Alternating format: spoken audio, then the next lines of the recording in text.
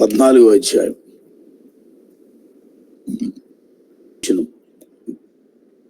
అక్కడ ఏం రాయబడింది? అప్పుడు వారందరూ ఆయనను విడిచి పారిపోయిరి. రైట్, చాలమ్మా, థ్యాంక్ యూ. దేవుడు తన వాక్యం మన వెనుకడిలో దీవించును గాక. ఆమేన్. అప్పుడు వారందరూ ఆయనను విడిచి పారిపోయిరి. ఎప్పుడు?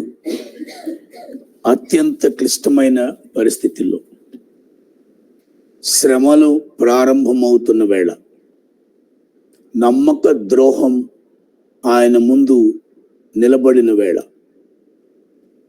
మరి అక్రమం, అన్యాయం ఆయనను ఆవరించినటువంటి సమయంలో, ఆయన మరి గౌరవాన్ని దిగజార్చే విధంగా, ఆయన యొక్క జీవితాన్ని నీరుగార్చే విధంగా, అవమానాలకు, అన్యాయాలకు, అతిక్రమాలకు, రకరకాలైనటువంటి స్థితిలోకి వెళ్ళడానికి సమయంలో పోలీసులుగా వచ్చి మరి తన సొంత శిష్యుడు ఎందుకంటున్నానంటే యూదా అనే పేరు గలవాడు, యూదా గోత్రానికి చెందినవాడు. యూదా గోత్రములోనే యేసు ప్రభు కూడా జన్మించాడు కదా. ఏదైనా మన భాషలో భారతదేశంలో మావాడు అంటామే.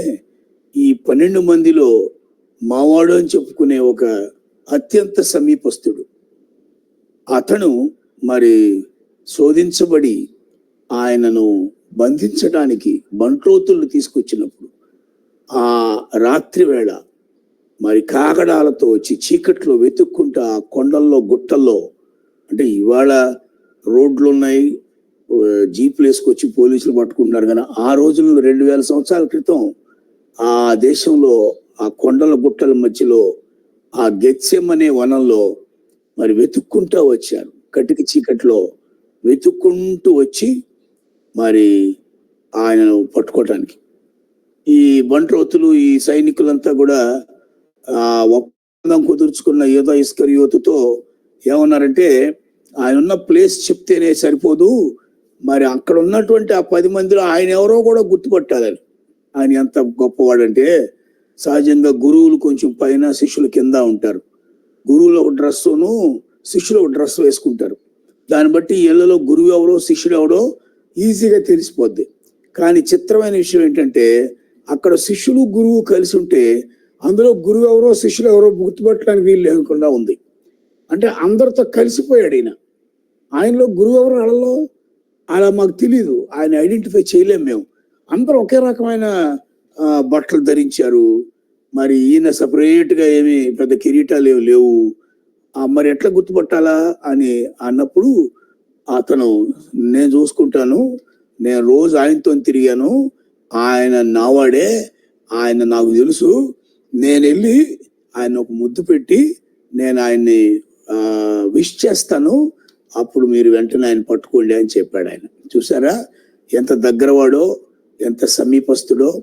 యేసు ప్రభువుని చూసారా, ఆయన ఎక్కడ స్పెషల్ కోరుకోలేదు, శిష్యులు ఆయన కలిసి ఉన్నారు. అందుకే ఒక చోట మిమ్మల్ని దాసులని పిలవక నా స్నేహితులని పిలుస్తున్నాను అని. నిజంగా ఈనాటి సేవా పరిచర్యలలో ఈ బంధాలు చాలా అరుదైపోయినాయి. మరి ఈ బంధాన్ని కంటిన్యూ చేసేటప్పుడేమో ద్రోహాలు చేసేవాళ్ళు ఎక్కువైపోయారు. చాలా ఆశ్చర్యం. ఈ వాక్యం నేను నిజంగా పావు గంట, అరగంటలో చెప్పలేను. ఇది చాలా లోతైన, అనుభవపూర్వకమైన వాక్యం. సరే, కొద్దిగా నేను మాట్లాడగలను. అది దేవుడిచ్చినంత మటుకు మనందరిని బలపరుస్తుందని నేను నమ్ముతున్నాను. మరి అలాంటి పరిస్థితుల్లో ఆయనకి ఆపద సంభవించినప్పుడు, నమ్మక ద్రోహులు ఆయన చుట్టూ నిలబడినప్పుడు, బంట్రోతులు వచ్చి ఆయన మీద దొమ్మిగా పడి ఆయనను అరెస్ట్ చేసి ఆయన పట్టుకెళ్ళిపోతున్నప్పుడు, ఆ గందరగోళంలో పేతురు ఆవేశపడిపోయి, ఎవడరా ఈయన పట్టుకుంటాడని ఆశ్చర్యమైపోయి, హఠాత్తు పరిణామం. అప్పుడు దాకా ఏమో పాపం మత్తులో ఉన్నారు, తర్వాత రాబోయే ఆపద వాళ్ళు గుర్తించలేదు. ఈ ఆపద చూసి బెంబేలెత్తిపోయారు. పేతురికి అసలు చిలక ఎగిరిపోయింది. ఈటెవడరా బాబు, రోజు మనతోనే ఉన్నాడు, ఆ మనతోనే తిరుగుతున్నాడు, మనతోనే తింటున్నాడు, పైగా చాలా కీలకమైన పాత్రధారి, వీళ్ళు ఇంత క్రూరత్వం ఉందా, వీడు ఇంత ద్రోహి అర్థమయ్యేసరికి తేరుకునేసరికి ఆయన పట్టుకోవటం కూడా అయిపోయింది. పట్టుకోగానే పేతురుకి ఆవేశం వచ్చి, రే ఎవడరా అని ఆ కత్తి తీసి ఒక్కసారి విదిలించబోయేసరికి ఆ మల్కు అనేవాడు చెవు కూడా తీయిపోయింది. వెంటనే యేసు ప్రభు మళ్ళా అలర్ట్ అయి, అరే బలేవాడివే, నువ్వు అలా చేయకూడదు, మనం తప్పించుకోవాలనుకుంటే దేవుడు దేవదూతలు పంపలేడా, ఎందుకు పేతురు అలా చేస్తున్నావు అని గబగబా కింద పడిపోయిన ఆ చెవును మళ్ళీ ఇక్కడ అతికించి అతన్ని బాగు చేశాడు. ఇక ఈయన్ని పట్టుకెళ్ళటానికి అంత రంగం సిద్ధమైంది. అప్పగించినటువంటి యూద దూరంగా జరిగిపోయాడు, అంటే ఆయన పని అయిపోయింది కదా, జరిగిపోయాడు. ఇక ఈ అన్యాయమైన, ఈ భయంకరమైన, అవమానకరమైన ఆపదలో యేసు చిక్కిపడినప్పుడు అప్పుడు అప్పుడు అప్పుడు పెళ్ళప్పుడు, పార్టీలప్పుడు, డబ్బులున్నప్పుడు, పరిస్థితులు బాగున్నప్పుడు, పొగిడినప్పుడు, ప్రేమ చూపినప్పుడు, లేదా అవతలాడికి అవకాశం లేనప్పుడు, అతనికి పైకి వచ్చే పరిస్థితులు లేనప్పుడు, అప్పుడు ఎన్నున్నా ఏమున్నా కలిసి ఉండే మనుషులు ఇప్పుడు అక్కడ లేకుండా పారిపోయారు. చూసారా, ఇది మనందరి జీవితాల్లో తప్పకుండా నెరవేరుతూ ఉంటుంది. దేవుడు ఈ లెంట్ డేస్ ద్వారా అనేక అనుభవాలు మనకు నేర్పుతున్నాడు. నిన్న విజ్ఞాపన ప్రార్థన గురించి నేను కూడా విన్నాను. అలాగే జగదీష్ గారు కొన్ని అనుభవాలు చెప్పాడు మొన్న. మరి ఈ రోజు దేవుడు మనకి ఇస్తున్నాడు, అప్పుడు వారందరూ ఆయనను విడిచి వెళ్ళిపోయారు. ఎప్పుడు? అవసరమైనప్పుడు, అవమానం వచ్చినప్పుడు, ఇరుక్కుపోయినప్పుడు, అన్యాయంగా ఆయనను లాక్కుపోతున్నప్పుడు. అప్పుడు కదా ఉండాల్సింది, అప్పుడు కదా ఆయనతో ఉండాల్సింది, అప్పుడు కదా ఆయన వెంబడించాల్సింది, అప్పుడు కదా అసలు ప్రేమ అంటే ఏంటో చూపించాలి, ఆయనను అర్థం చేసుకోవడం, ఆయనను వెంబడించడం అప్పుడు కదా ఉండాల్సింది. అప్పుడే పారిపోయారు వాళ్ళు. 2024 సంవత్సరంలో మరి నాకు చాలా అనుభవం. ఆయన శ్రమల యొక్క ఆరంభం, సిలువ శ్రమలలో మొదటి శ్రమ, నా అన్న వాళ్ళు నన్ను విడిచి వెళ్ళిపోవడం. ప్రియమైన దేవుని బిడ్డ, మన జీవితంలో కూడా ఇలాంటి శ్రమలు తప్పకుండా మనల్ని ఆవరించడం మనం చూస్తాం. ఆయన పొందిన మొదటి శ్రమ, అరే ఇప్పుడు దాకా ఉన్నాళ్ళు వెళ్ళిపోయారా. తర్వాత పారాగ్రాఫ్ లో చూస్తే వారు ఆయనను పట్టుకొని ప్రధాన యాజకుల దగ్గర తీసుకొని పోయారు. వారు అంటే పట్టుకోవటానికి వచ్చిన వాళ్ళు, విడిచిపోయిన వాళ్ళు ఎవరు? ఆయనతో ఉన్నటువంటి వాళ్ళు. ఆ దొమ్మి, ఆ గొడవకి అక్కడ పోగైన ప్రజలు ఈయన్నే పట్టేసుకున్నారు, ఏం చేసేస్తారో అని, మమ్మల్ని ఏం చేస్తారో అని తలో దిక్కుకు పారిపోయారు. తర్వాత మీరు చూస్తే పేతురు కొంచెం వెనకాల వెంబడించాడు, కానీ పబ్లిక్ గా వెంబడించడానికి ధైర్యం చాలా. 3 అబద్ధాలు కూడా ఆడేశాడు. 3 సార్లు ఒకే అబద్ధం ఆడాడు. ఈయన నువ్వు ఆయన మనిషి ఎలా అంటే, అబ్బే కాదని. అలా సరే, ఆ పర్పస్ వేరు. ఏదేమైనా పేతురు కూడా అధికారపూర్వకంగా నేనున్నాను అనలా. అక్కడ ఎక్కడో దాక్కొని వెంబడిస్తున్నాడు తప్ప, యేసు ఒక్కసారి చూస్తే శూన్యం, ఎవరు అక్కడ లేరు, ఒంటరిగా విడిచిపెట్టేశారు. ఇది మొదటి శ్రమ. దేవుని బిడ్డ, ఇది మన జీవితంలో కూడా ఎదురయ్యేటువంటి శ్రమ. భార్య, జీవితాంతం నీతో ఉంటానన్న భార్య ఒక్కోసారి భర్తను వదిలిపెట్టేసి భర్తకు వ్యతిరేకంగా తిరిగి భర్తను, భర్త కుటుంబాన్ని మరి అవమానపరిచే విధంగా మరి ఒక్కొక్కసారి డీవియేట్ అయిపోయి నలిగిపోతున్న భర్తలు ఎంతో మంది ఉన్నారు. భర్త కూడా నేనుంటాను నీ వెనుక అని పెళ్లిలో ప్రమాణం చేసి, ఆ భర్త తన భార్య, తన పాపం పుట్టింటి నుంచి అన్ని వదిలిపెట్టి అందరిని వదులుకొని భర్త దగ్గరికి వచ్చి భార్యగా కాపురం చేస్తూ కుటుంబాన్ని చక్కగా ముందుకు నడిపిస్తుంటే, ఏదో సైతాను శోధనలు ఆవరించి ఆమెను ఒంటరి చేసేయటం మనం చాలాసార్లు చూస్తున్నాం. పిల్లలు తల్లిదండ్రుల్ని విడిచిపెట్టడం అనేది చూస్తున్నాం. వృద్ధాప్యంలో అండగా ఉండాల్సిన టైంలో, ఎత్తుకోవాల్సిన టైంలో, మరి హత్తుకోవాల్సిన టైంలో తల్లిదండ్రులను దూరంగా పెట్టే పిల్లల్ని కూడా మనం చూస్తున్నాం. ఇలా ఎన్నని చెప్పగలం ప్రియులారా, ఎన్నని చెప్పగలం. ఇలా చాలా రాజకీయ నాయకుల విషయంలో మనకు తెలుసు. మేలు చేసినటువంటి వాడు, అతని వల్ల లబ్ధి పొందిన వాళ్ళు కూడా రాజకీయాలకు బలైపోయి, లేదంటే అత్యాశకు పోయి మరి ఒక నాయకుడిని ఒంటరిగా విడిచిపెట్టిన సందర్భాన్ని మనం ఆంధ్రప్రదేశ్లో కూడా చూసాం కదా. సో ఈ ఉదయకాల సమయంలో నీవు ఏ స్థితిలో ఉంటివో దాన్ని మనం పరిశీలించుకోవటానికి దేవుడు మనకి సహాయం చేయాలి. మరి ఆయన అందరూ విడిచిపెట్టి వెళ్ళిపోయారు. యేసు ప్రభువుని విడిచిపెట్టి వెళ్ళిపోవటం అనేది చాలా చాలా బాధాకరమైన విషయం. ఆయన శ్రమ అక్కడి నుంచి స్టార్ట్ అయింది. అక్కడి నుంచి ఆయనకు హింస మొదలైపోయింది. ఎప్పుడు కూడా ఒక విషయం చెప్పమంటారా, ఆదరణ కూడిక అని పిలిచి చెప్తారే, ఏంటి ఆ కూడిక యొక్క లక్ష్యం ఏంటి? అరే, బాధలో ఉన్న వ్యక్తికి ఆ రోజు ఎవరైతే వచ్చి ఆయన చుట్టూ చేరి నిలబడి ఉంటారో అదే ఆదరణ. విచిత్రమైన సంగతి ఏంటంటే, మరీ గ్రామాల్లో ఆదరణ కూడిక కూడా విశ్వాసులు కూడా కూడికకు రారు, భోజనానికి వస్తారు. చాలా దారుణమైన విషయాలు. ఆదరణ కూడిక, అరే ఇంట్లో ఒక మనిషిని బాగొట్టుకున్నారు, ఆ మనిషి గిలగలాడిపోతున్నారు, ఆ తల్లి పోయింది లేదా తండ్రి పోయాడు, పిల్లలు చాలా నలిగిపోతున్నారు, మనందరం వెళ్ళాలి అని ఆదరణ కూడిక పెడితే ఆదరణ కూడికి 10 మందే ఉంటారు. భోజనాల దగ్గర కిటకిటలాడుతూ ఉంటారు. మనుషుల నైజం చూసారా? అసలు అర్థం కాల. పల్లెటూరి సేవలో నేను పొందినటువంటి అనుభవాలు ఎన్నో. ఇలాంటి తప్పు మనం పెళ్లికి వెళ్ళిపోయినా పర్వాలేదండి, కానీ బాధలో ఉన్నప్పుడు నిలబడాలండి. అది చాలా ఇంపార్టెంట్. ఇది మనం సరి చేసుకోవాలి.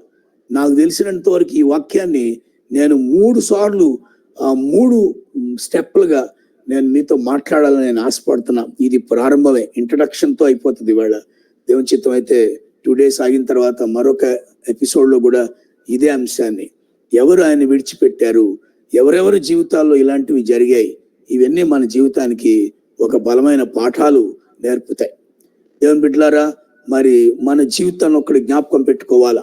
విశ్వాసులైన వారు అందరూ ఒక విషయం గుర్తుపెట్టుకోవాలా, పెళ్ళింటికి వెళ్ళకపోయినా పర్వాలేదు, కానీ ఎప్పుడు మనం వెళ్ళి అక్కడ నిలబడాలో అప్పుడు మనం నిలబడాలి.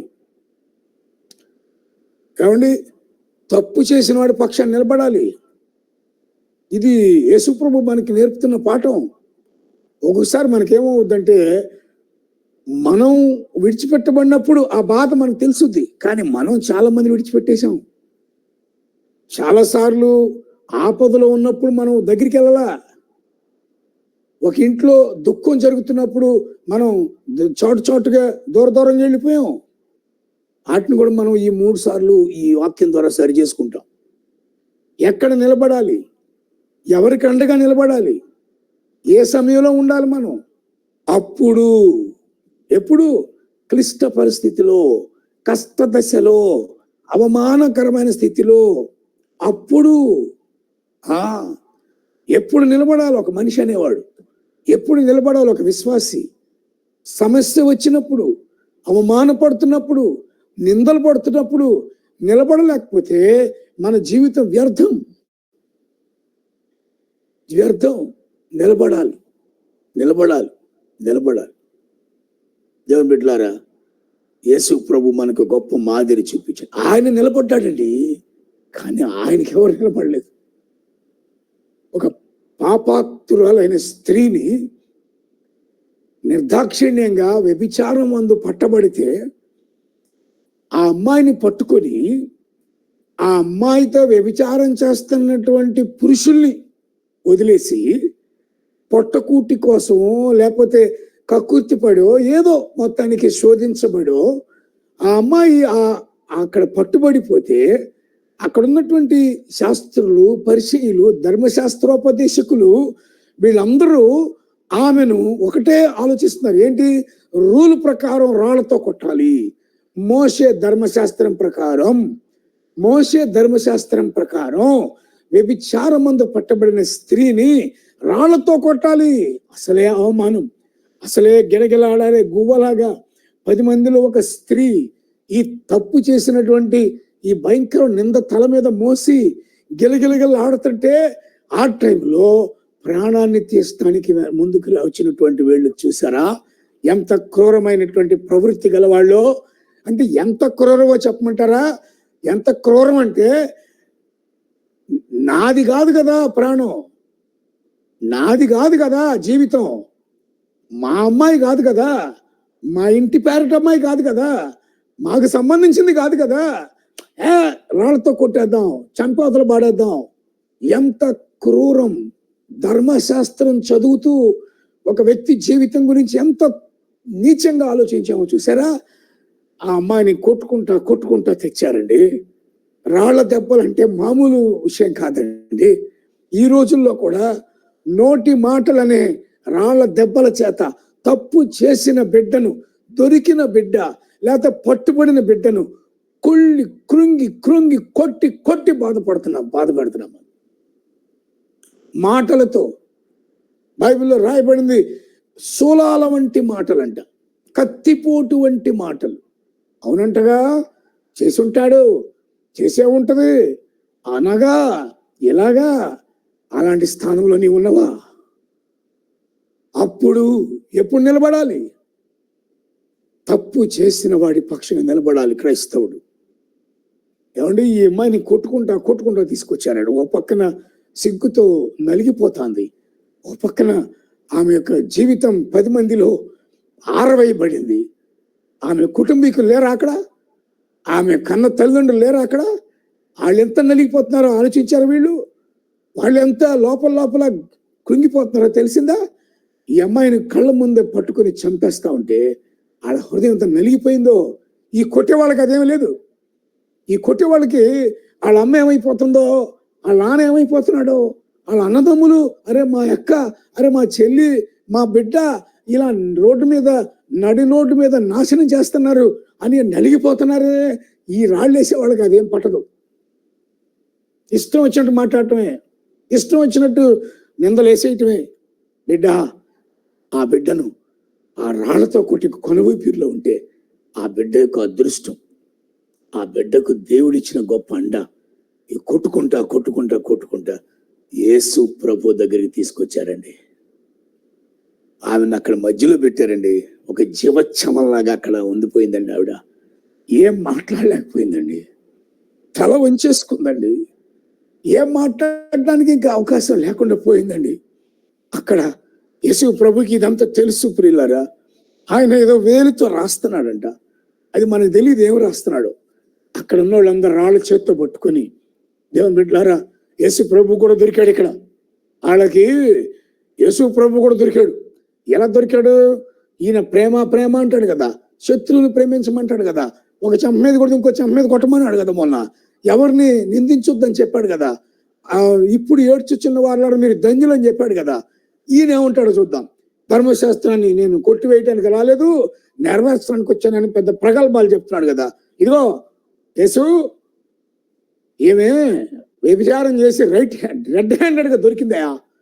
మోషే ధర్మశాస్త్రం ఏముందయా? వ్యభిచారం చేసిన స్త్రీని రాళ్లతో కొట్టి చంపమంటున్నాడు కదా, నువ్వేమో ప్రేమ అంటున్నావు కదా. ఇప్పుడు చెప్పు, ఆమెను ఏం చేద్దాం? కొట్టాలా వద్దా, చంపాలా వద్దా అని ఒక ఛాలెంజ్ విసిరి లోపల హాసం చేసుకుంటున్నారు గుసగుసలో. ఏం చెప్తాడు ఇప్పుడు? ఏం చేస్తాడు ఇప్పుడు? మనకి ఇద్దరు దొరికారు, తప్పు చేసింది దొరికింది, ఈ బోధకుడు కూడా దొరికాడు, చూద్దాం వీళ్ళు వ్యవహారం అని లోపల వాళ్ళు మిగటాట్టహాసం చేస్తున్నప్పుడు యేసు ప్రభు ఏం చేశాడండి? బిడ్డ, ఆమెతో మాట్లాడకుండా, ఆమె పక్షాన ఉండకుండా ముందు ఆమెను పట్టి పీడిస్తున్నటువంటి ఈ పీడన చేసే వాళ్ళని పారద్రోలాడు. ఏమన్నాడు తెలుసు కదా? ప్రపంచాన్నే కుదిపేసిన డైలాగ్ అది, ప్రపంచ చరిత్రను మార్చేసిన డైలాగ్ అది. తప్పు చేసిన వాడి పట్ల మనుష్యుల యొక్క ఆ దృక్పథాన్నే మార్చేసినటువంటి ఒక సెన్సేషనల్ స్టేట్మెంట్ అది. మతాల, కులాల, దేశాల, ప్రాంతాలకు అతీతంగా నీ ముందు తప్పు చేసిన వాడి పట్ల నువ్వు ఎలా స్పందించాలి అనే ఒక గొప్ప సంస్కరణ ఇచ్చినటువంటి ఒక గొప్ప స్టేట్మెంట్ ఇచ్చాడు ఆయన. మీలో ఏ పాపము చేయని వాడు ఎవడైతే ఉన్నాడో వాడు రాయి వేయండి రా అనే మాట ప్రపంచ చరిత్రనే మార్చేసిందండి. తప్పు చేసిన వాడి పట్ల మానవ జాతి యొక్క దృక్పథాన్ని ఒక్కసారిగా మార్చి పారేసిందండి ఆ స్టేట్మెంట్. చరిత్రలో అంతకు ముందు కానీ ఏ తర్వాత కానీ అలాంటి స్టేట్మెంట్ ఇచ్చిన ఏ మహానుభావుడు లేడండి. తల వంచాలండి ఆ మాటకి. అక్కడ ఎవ్వరూ రాయెత్తలేదంటండి ప్రియులారా. అందరూ రాళ్లు పడేసి వెళ్ళిపోయాడు. న్యాయవంతుడండి యేసు ప్రభు. బాధిత పక్షపాతి అండి ఆయన. ఎప్పుడు నిలవాలో అప్పుడు నిలుస్తాడండి ఆయన. ఎక్కడ నిలవాలో అక్కడ నిలిచాడండి ఆయన. ఎవరికి అండగా ఉండాలో వాళ్ళకి అండగా ఉన్నాడండి. అక్కడ ఆయన తన యొక్క స్థాయిని తగ్గించుకున్నాడు. ఆయన పాపికి పక్షంగా నిలబడ్డాడండి. ఏమ్మా వెళ్ళిపోయారా? అందరూ వెళ్ళిపోయారయ్యా. అంటే తప్పు చేసినోడే కదా. మరి తప్పు చేయనోడు ఎవడున్నాడు అక్కడ? నేను కూడా నీ మీద రాయి వేయనమ్మా. నేను ఇప్పుడు నీ పక్షాన్ని నిలబడుతున్నానమ్మా. అప్పుడు ఆయన ఆమె పక్షంగా నిలబడ్డాడండి. ఒక పాపి పక్షంగా నిలబడ్డాడండి. ఒక వ్యభిచారి పక్షంగా నిలబడ్డాడండి. పట్టుబడిన వ్యక్తి, సిగ్గుతో చచ్చిపోతున్నటువంటి ఆ బిడ్డ పక్షంగా నిలబడ్డాడండి. అప్పుడు నిలబడ్డాడండి.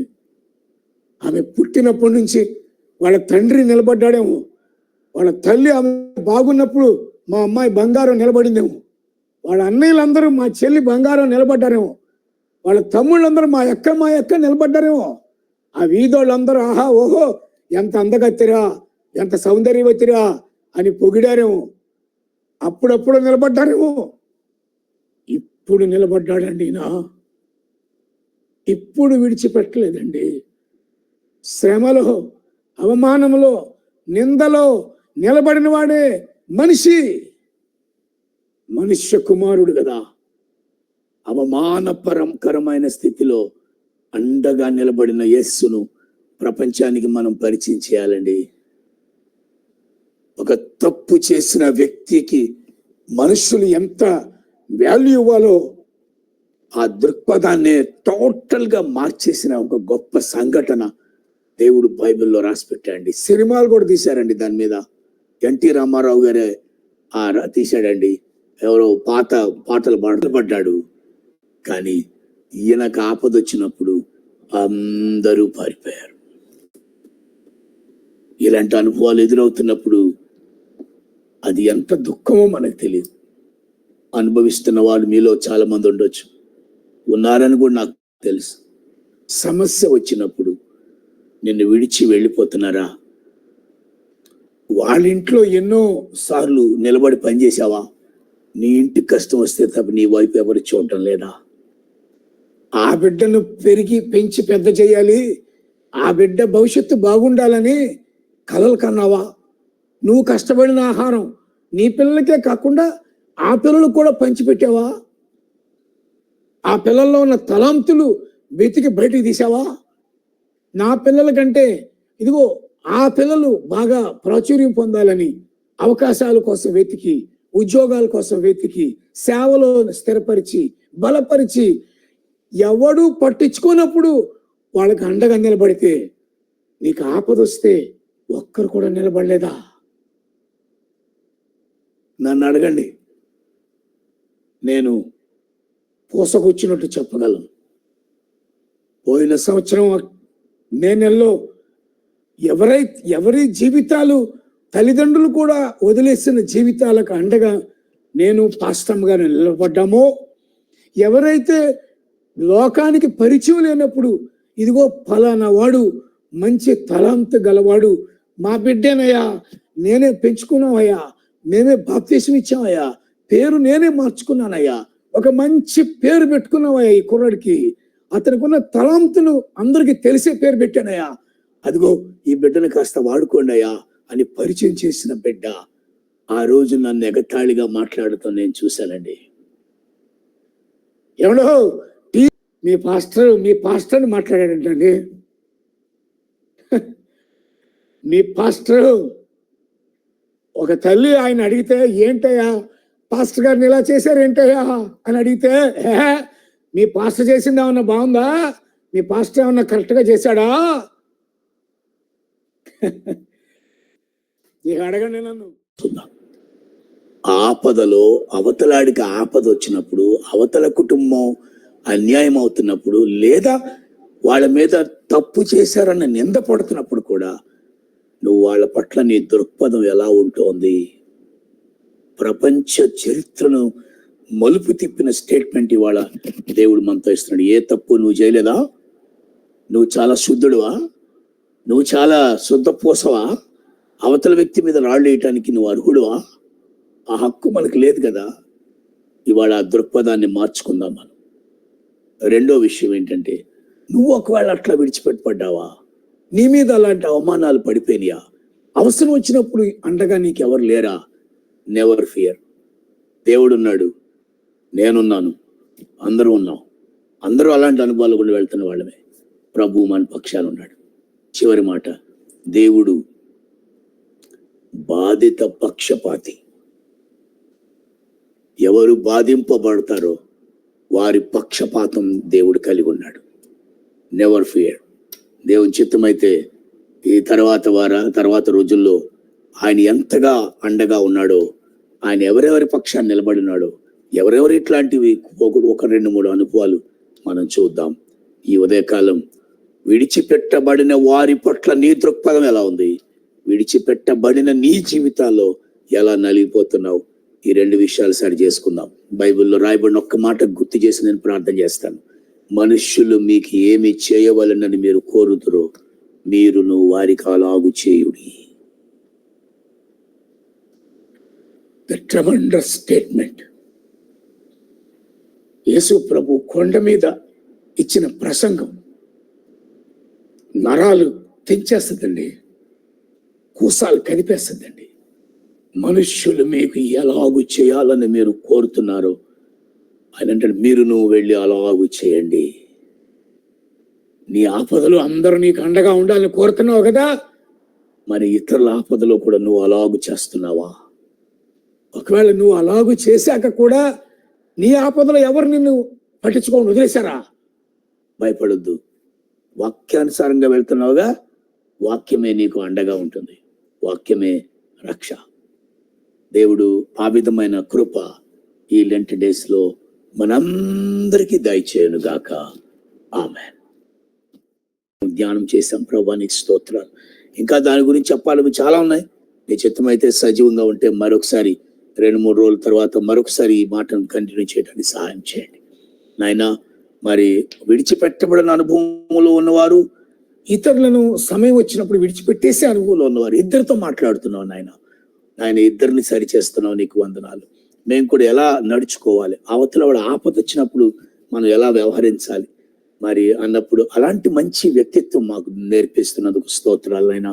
మరి ఎవరైతే నలిగిపోతున్నారో, భర్త ఆదరణకు నోచుకోక, భార్య పెట్టేటువంటి ఆ మానసిక టార్చర్తో నలిగిపోతున్న భర్తలు, పిల్లలు వదిలేసిన తల్లిదండ్రులు, అండగా ఉండాల్సిన బంధువులు దూరం అయిపోయినటువంటి సమయాల్లో పడుతున్నటువంటి వేదన, ఆ ఒంటరితనం, ఆ నలుగుడు పడుతున్న వారిని ఒక్కొక్కరిని మీరు జ్ఞాపకం చేసుకోనండి.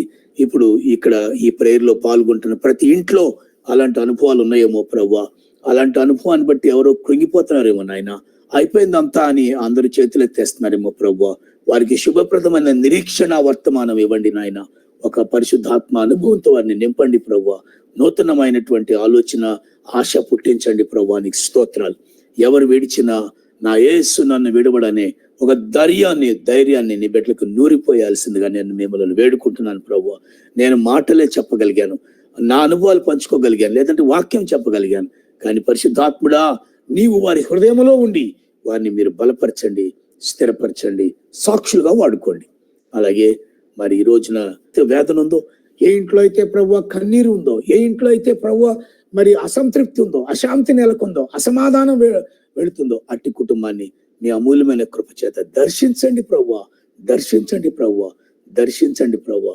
కన్నీరు తుడిచి కుటుంబాలను ఆదుకోనండి ప్రభువా.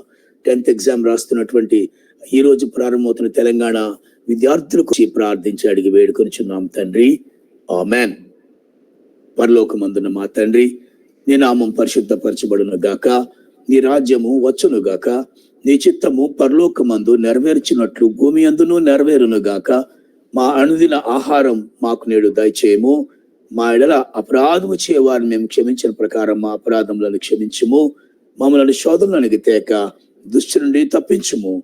రాజ్యము, శక్తి, మహిమ నిరంతరము నీవై ఉన్నావు తండ్రి. ఆమెన్.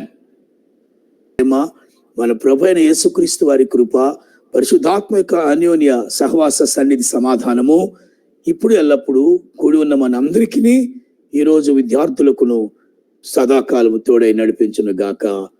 ఆమెన్.